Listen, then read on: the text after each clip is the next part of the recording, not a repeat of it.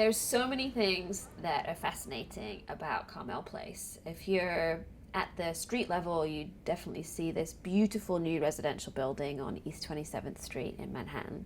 Stunning architecture. It's a building that now has great ground floor uses, so it's really activated the street experience for everyone who walks around there. But what's not immediately clear, it's kind of hidden in the walls of Carmel Place, is that it's actually a laboratory for housing innovation in New York.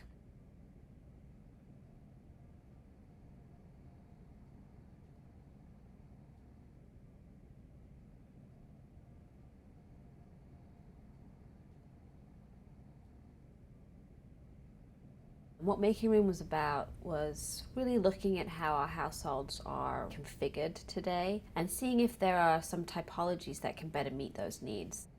The 1950s Ozzie and Harriet ideal of a dad, a stay-at-home mom, at least 2 kids at home, if not more, is a small percentage of our population. What our analysis showed is that actually New York is incredibly diverse in terms of its households. On one side, about 1/3 of the households are just a single person living by themselves. And on the other side, we have about 1/4 of our households, so there's some sort of sharing going on. There was just this need for the housing stock to better reflect the reality of our society. This project was one of the coolest things I've ever worked on. It truly is one of the things that I always talk about when I talk about my experience in city government, and it's something I'm very, very proud of. In 2012, the Bloomberg administration launched a request for proposals to ask developers and designers to come up with their solutions for a whole building of small units specifically for single adults. There were so many single households that had a lot of unmet needs from a housing stock perspective. So really lining up the demand and the supply was one of the main objectives.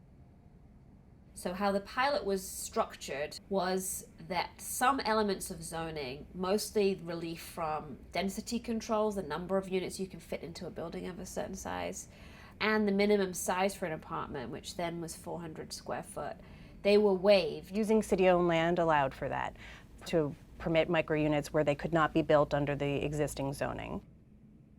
When we issued the RFP, that is when we realized that we had really hit upon an idea that cities all over the world and people all over the world were interested in and had been thinking about. We were truly blown away by the response that we received to the RFP. The level of interest that was garnered through this project, also including international interest, was amazing. I think that the global response that we got is one of the many factors that pushed us to try to move as quickly as possible. Well, first of all, we were excited for a lot of reasons when we won the RFP. We thought it was compelling because it gave us an opportunity to do something that was novel and potentially transformative in terms of reintroducing a product type that could really deliver better choices for people in the city. Monadnock had experience in and ultimately chose to build the building modularly, and so that also added to the affordability, to the speed of construction. One of the advantages of modular construction is the lion's share of the work is done off-site, and so the idea of keeping disruption to local residents to a minimum really played well.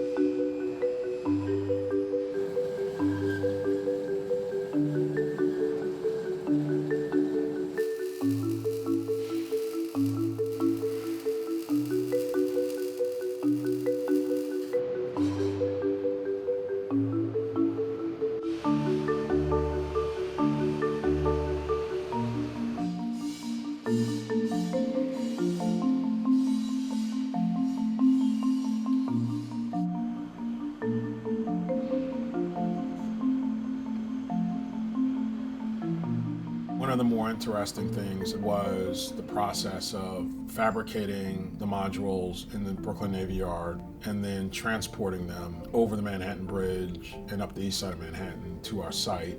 There's this moment where it's nighttime and one of the modular units is being taken across the Manhattan Bridge.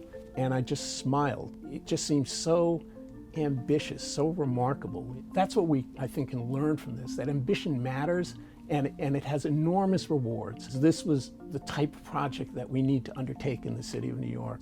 This was worthy of the city, this sort of effort.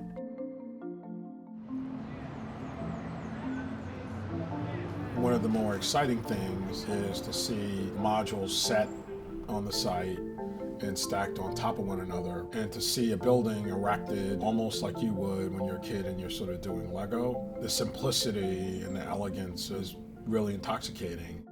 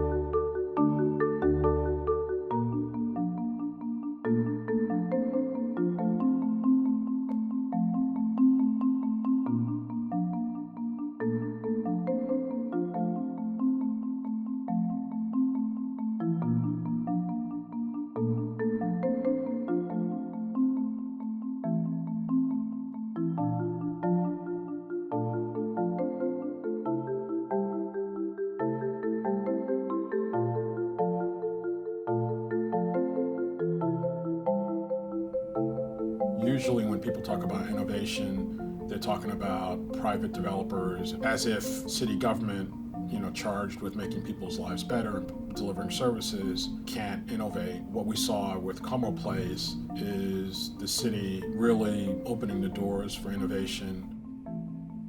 We could have listed 100 reasons why this project wouldn't have happened. As a city, we could have said, it's just too hard. And it was, but we got it done. There is always room to make things better for the New Yorkers that need affordable housing and other housing typologies.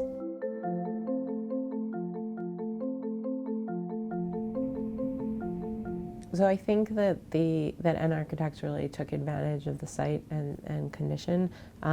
We had tried in the RFP process to allow for as much volume as possible as you are reducing the number of square feet, and they really took full advantage of that. What was always surprising to us is kind of looking at the unit, being in the unit versus looking at the plan.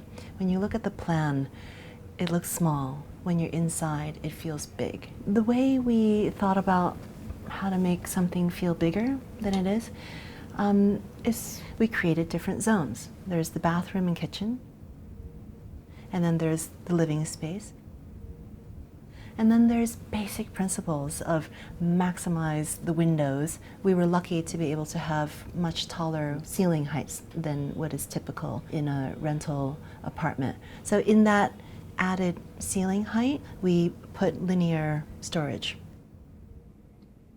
When we started to think about what the building would be, what we really envisioned was we had to maximize the functionality of the building outside the units. We started thinking about the dispersed home, which is the idea that you should find everything that you would find in a home, just not within the four walls of your unit. And you would really live throughout the building, which was how we kind of thought about creating different scales of community.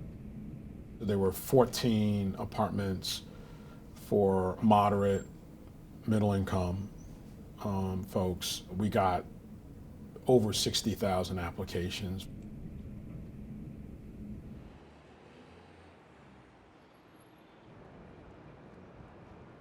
So I moved into Carmel Place last year. What I loved was the modern and the clean lines. I love the aesthetics of it. My apartment is slightly different layout, so it's got an entire wall of windows which overlooks the tree. So it feels, when you're sitting there, you feel like you're surrounded by greenery. The other thing which I like is the community space, because when I have people over, I am able to access a larger space, but at the same time, what I have when I'm by myself is comfortable. So I like that in a way that allows you to have the best of both worlds, that you can benefits that a bigger apartment can offer is taken care of through the communal spaces, but at the same time, you're not paying the arm and the leg of the bigger apartment that you would. In the end, it's win-win for both, for the city and the renter. I'm Dario Hamler Luciano. I've been here for a year, and it's been incredible. My living situation before coming here, I was homeless at the time. I was living in a shelter for 3 months. When I got here to Carmel Place, right, I felt relieved. I felt that I have come out of a shadow that I wasn't meant to be, right? I wake up at 5, and then by 6:30, I'm sketching. I'm opening the window. I hear the noise, the wind, the birds, the people. That set me in an inspirational move. Oh, what can I design? What can I get done with this? In my workplace, it's all white, and all the ideas is just flows in color, so it helps me a lot too. As a designer myself, it's very cohesive, it's very minimalistic, but at the same time, it's powerful.